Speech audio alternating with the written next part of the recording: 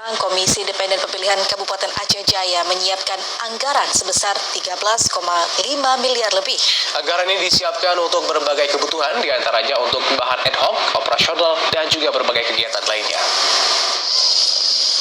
Dalam rangka kelancaran kegiatan pemilihan umum baik pemilihan legislatif dan presiden tahun 2024 mendatang, Komisi Pemilihan Umum atau KPU telah menganggarkan dana sebesar 13,5 miliar lebih untuk Komisi Independen Pemilihan Kabupaten Aceh Jaya.